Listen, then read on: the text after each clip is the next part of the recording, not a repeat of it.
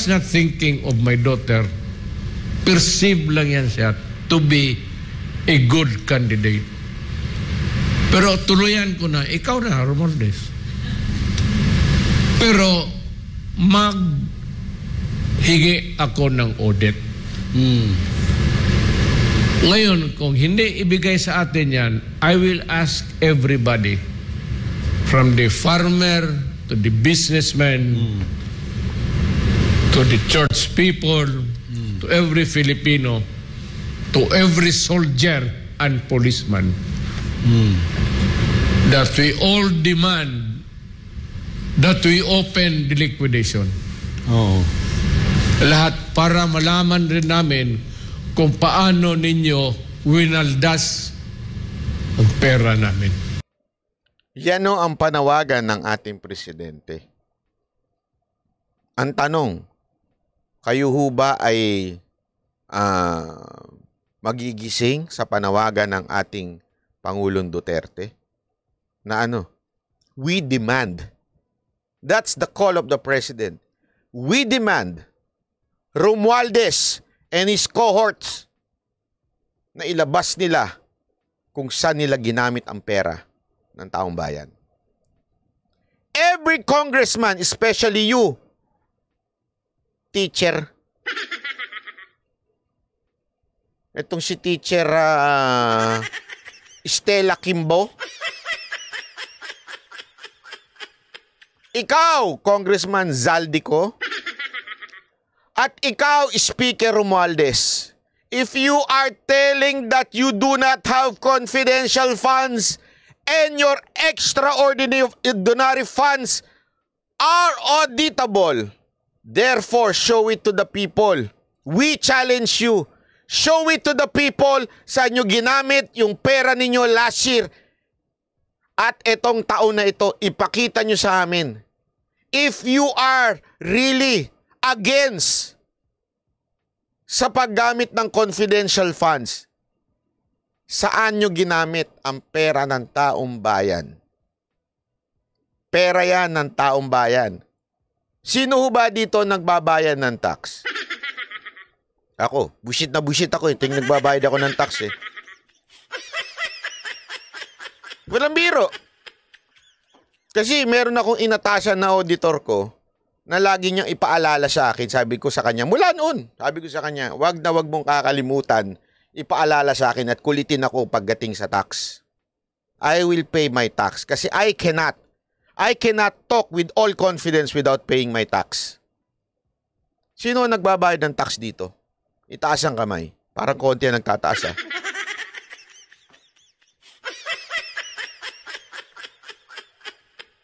Sa madaling salita, yung mga nagtaas ng kamay at nagbabayad ng tax, ito lang masasabi ko sa inyo.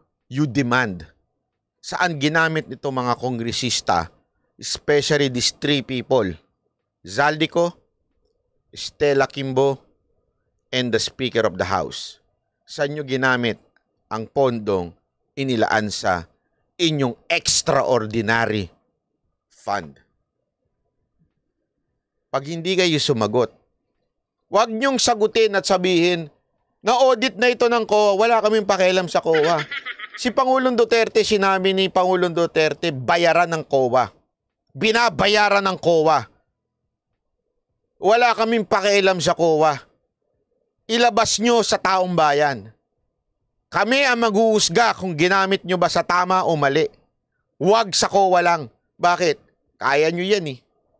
Kaya niyong kontrolin ng COA. Ito this is ironic kung paano nangyayari sa bayan natin.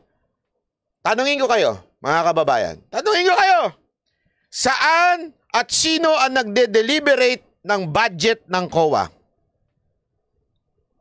Tanong ko kayo. Sige. Di ba walang iba kung hindi Kamara? Kamara at Senado? Ang nagbibigay ng budget ng COA ay Kamara at Senado. Sila nagde-deliberate. Nanggagaling ang allotment mula sa DBM, which is executive branch, hawak ng presidente. Ibibigay sa COA. E-deliberate ng Kamara at Senado. Do you think Papalag ang COA sa Senado at sa kongresista? Sino tinatarantado ninyo, mga congressman? Speaker Romualdez, sino tinarantado nyo? Ha? Sino ang tinatarantado ninyo sa sasabihin ninyong kayo ay na audit ng COA? Eh kayo rin naman na nagde-deliberate ng budget nila. Sa tingin mo, kokontrahin ka niyan? Sa tingin mo, ilalabas niyan? Wala. Kaya nga, sabi ni Pangulong Duterte, nananawagan siya sa lahat. Even the police, even the military, lahat pinatawagan niya. We demand this congressman na ilabas kung saan ginamit ang pera ng taong bayan. Ano, tatakutin niyo na naman kami?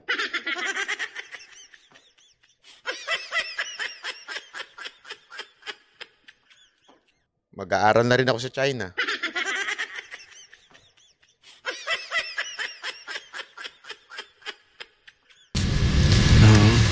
Yung pera namin hindi man sa inyo. Just because you are the keeper of the na kayo ang mag-distribute, okay yan. Pero tignan ko yung how much have you spent so far.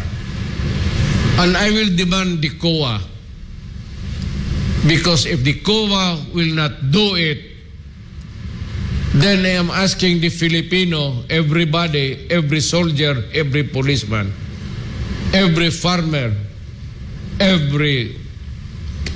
to demand para malaman natin once and for all kung sino ang nagwawaldas ng pera sa Pilipinas. Mr. President, sasama kami sa inyo. We will demand. I know COA will not. Who will answer the call of the President? I-type nyo nga dyan. Ako. Sasama ako. I will follow PRRD. I-type nyo dyan. Ako, susunod ako kay Pangulong Duterte. I will follow PRRD. Ha? Yung iba, kung ayaw nyo, di wag. Pero ako, sasama ako. I will demand every day on our channel. The Banateros Brothers will demand kung saan nila ginagamit ang pera ng taong bayan. Kayo mga kongresistang naglilinis-linisan, Shelly Lawas, salamat po. Naglilinis-linisan kayo mga punyeta, kayo mga buwake ng ina ninyong mga kongresista kayo.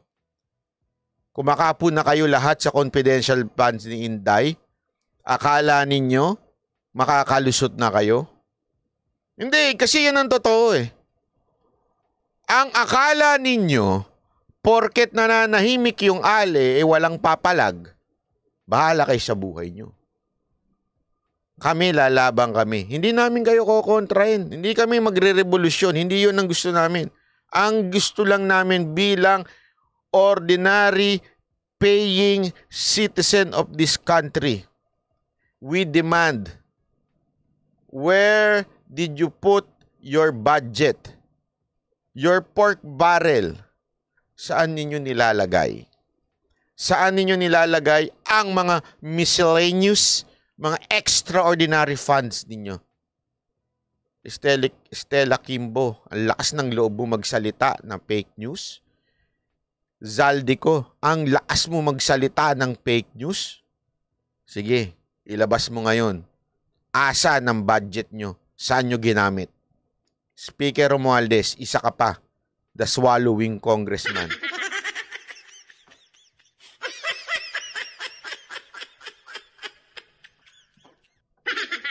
Sabi nga nila, pag malaki tiyan, matakaw. Hindi, ganun lang naman. Eh, di ba, tanongin ko kayo. Pag malaki tiyan, matakaw ba o hindi?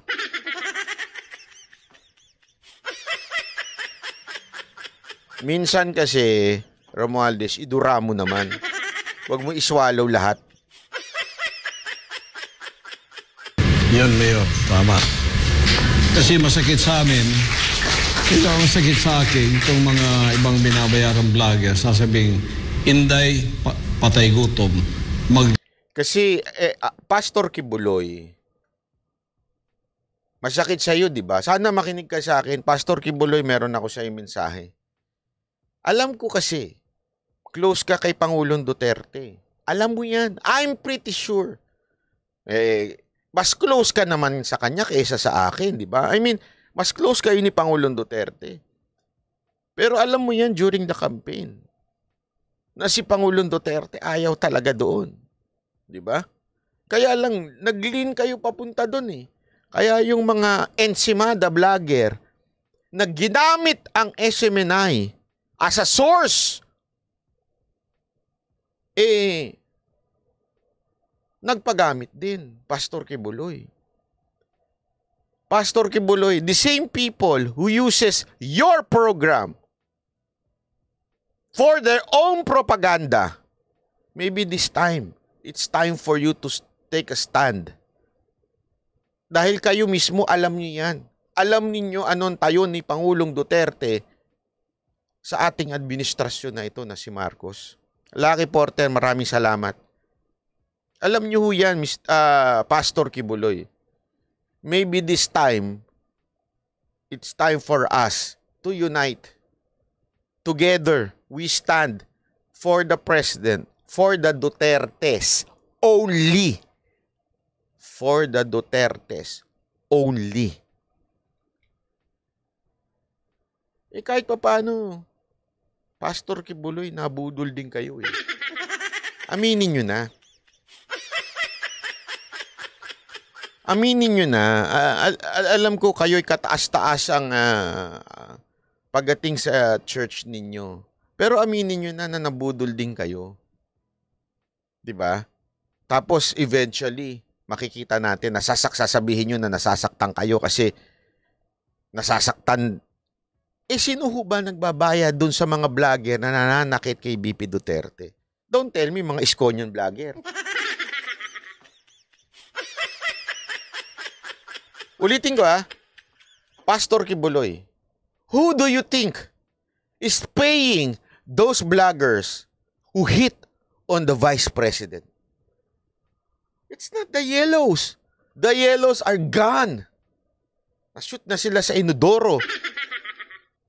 Wala na ho yan. The pink, wala na rin ho yan. Ang sumisira at nananakit sa inyo, Pastor Kibuloy, walang iba kung hindi ang mga tanso vlogger na binigyan nyo ng puwang sa inyong channel. Sa inyong... Pasensya na po kayo I know na ako'y isang simpleng vlogger lamang at hindi kayo kasing katulad ninyong kataas-taasang appointed ba? O anointed son of God. Hindi ako ganon. Okay? Pero I will say the truth and the truth will always be sabi nga, gagawin ko yung sinturon. Dahil yan ang kakapit sa aking buong pagkatao. Ang katotohanan. Diba? Sana lang talaga, Pastor Kibuloy, this time, manindigan na tayo, laban para sa ating Dutertes. The PRRD and BP Sara. Nanakaw. Sobra na yon. That's below the belt. And we know that you have been paid to do that. We will not take that sitting down. Kaya tama yung sinabi ng ating dating Pangulo. We need an audit of all the money that are being spent. Hindi lang confidential fund. Ikaw, Franz, kayo nga komunista dyan sa Congress. Yung mga left, how did you spend the money all this year? Ayan, demand natin to sa mga hinayupak na mga komunista na to.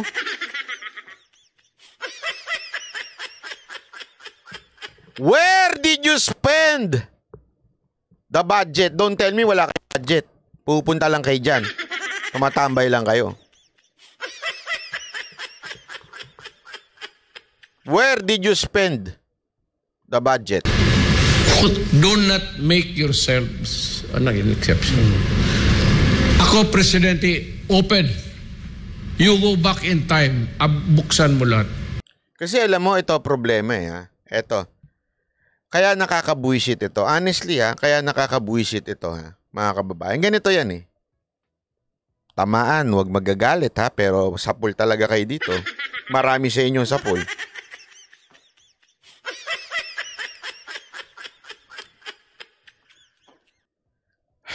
Do you know? The only way, o sabihin na natin, the best way to destroy your children. Sandali, banat pa, ba't napunta dyan? Papakita ko lang sa inyo. The best way to destroy ang ating mga anak, ang ating children, is when they see you having a double life. Sa madaling salita, hypocrisy will destroy every children that we have. Halimbawa, tatay. Sasabihin niya sa anak niya, anak, huwag kang maglalasing-lasing ha, huwag kang lasinggero ha. Huwag kang ano dyan ha, huwag kang basag ulo, huwag kang lasinggero dyan ha. Opo, tatay. Tapos uuwi kang lasing.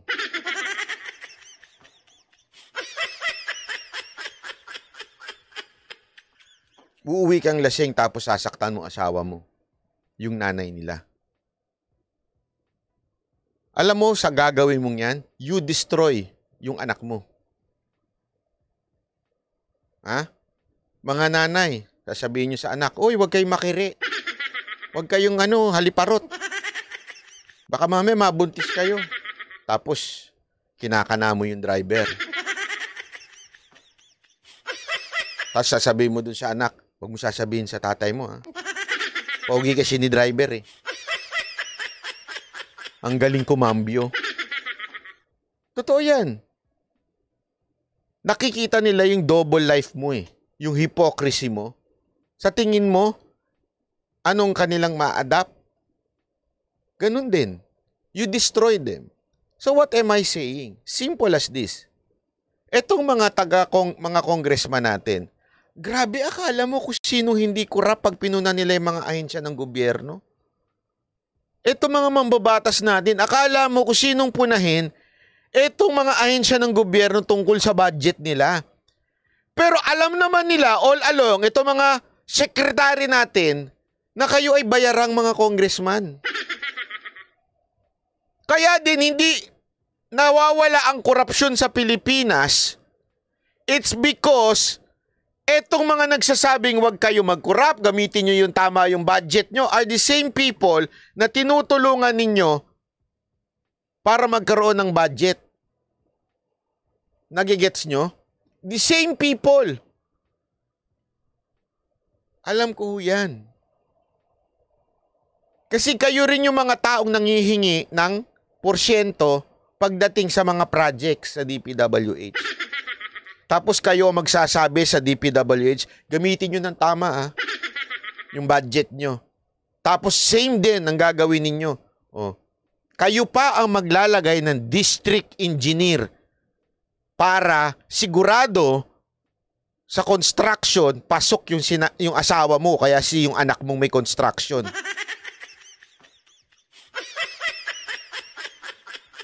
O, sino yung mga nagtaas ditong sabi nilang sasama sila kay Pangulong Duterte? Sino yung nagtaas dito? Tingnan ko nga yung mga kamay ng sabing, sige, sasama kami sa panawagan ni Pangulong Duterte. Taas nyo yung mga kamay nyo. Taas nyo! Kami. Ayan daw yung mga sasama. Sige, yung mga nagtaas ng kamay, nag-like na ba kayo? Taas-taas kayo ng kamay na sasama kayo kay Pangulong Duterte, mag-like, ayaw nyo pa? Sasama kami! We will follow PRRD! Pero hindi kami nagla-like.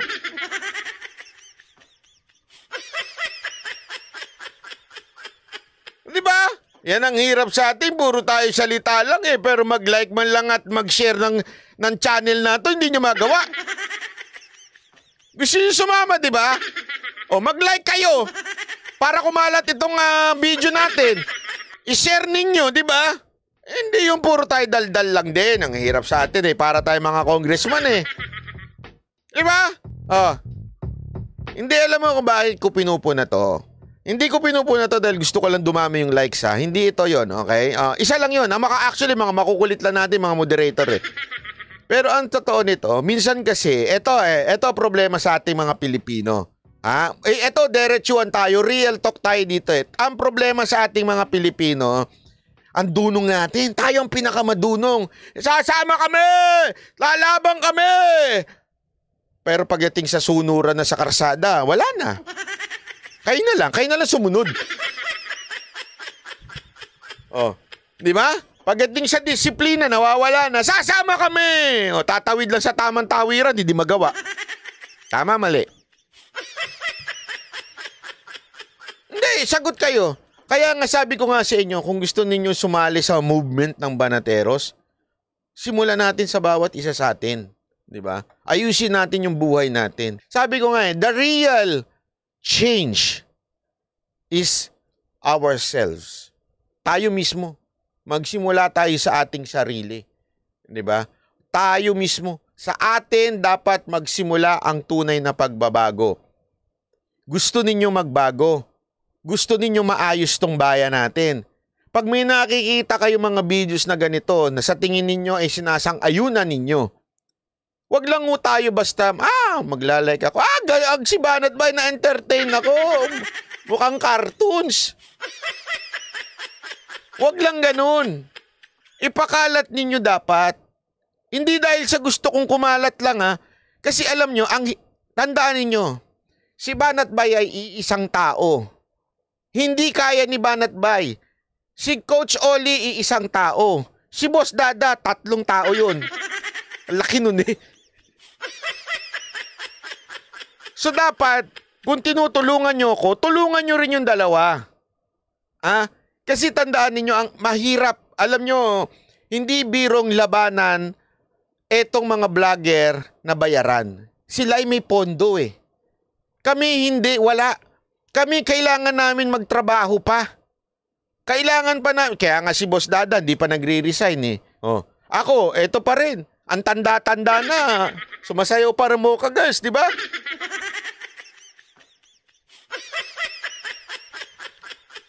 Kasi nga ho, sinasabi ko nga ho sa inyo, kailangan natin magtulungan. Eto na yung kumpas ng ating Pangulong Duterte. Kumukumpas na siya. First time, alam mo, nung napanood ko yung kanyang gigan sa masa, sabi ko, yes! Ang hirap lumaban ng walang pinuno. Yung totoo eh. Kasi, isipin nyo, kami, araw-araw kami pumuputak dito, araw-araw. Ang hirap, kaliwat kanan ng bomba ng kalaban sa amin. Babantaan pa kami, kaliwat kanan yun.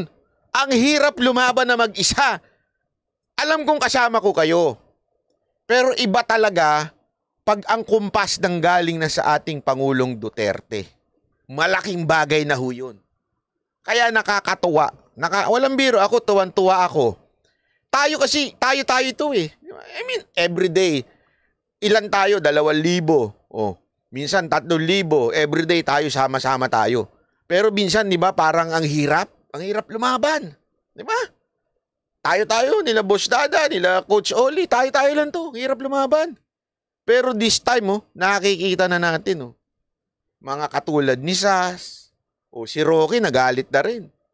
Eto na si Pangulong Duterte. Nagsisimula na. Sama-sama na tayo this time. Tulungan tayo. Kung kayo ay dating tanso. Sino ba dito yung dating tanso? Meron ho ba ditong dating tanso? Meron ho ba ditong dating tanso? Wag ho kayo mahiya. Sige na ho, wag ho kayo mahiya. Kung dati ho kayong napaniwala at nabudol, it's okay. Walang problema yan. It's okay if dati kayong tanso. Taas nyo kamay nyo. Ha? Sige na, pati paa nyo, itaas nyo na rin. Hindi ho masama. Lahat nga tayo nabudol eh. Si BP Sara nga nabudol eh. Kaya wag kayo mahiya. Tanso, yung mga nabudol na mga Marcos. Yun. Mga nabudol ni Sangkay. Mga nagpapaniwala kay Sangkay at saka kay Coach Jaret. Taas nyo kamay nyo. Nabudol kayo nun. Di ba? Nabudol kayo. Ngayon, bawi kayo. Bawi kayo. O wag lang kayo magmanahimik. Bumawi kayo. Aminin nyo, nabudol kami. Ang bira, naloko kami talaga. Akala namin magpapatuloy yung katulad ni Pangulong Duterte. Hindi pala naman. Okay lang yun. Walang problema yun. Bakit? Lahat naman tayo nagkakamali. Tandaan niyo yan, lahat naman tayo nagkakamali. Ang importante, marunong umamin sa pagkakamali. At ngayon muling babangon. Yun ang importante.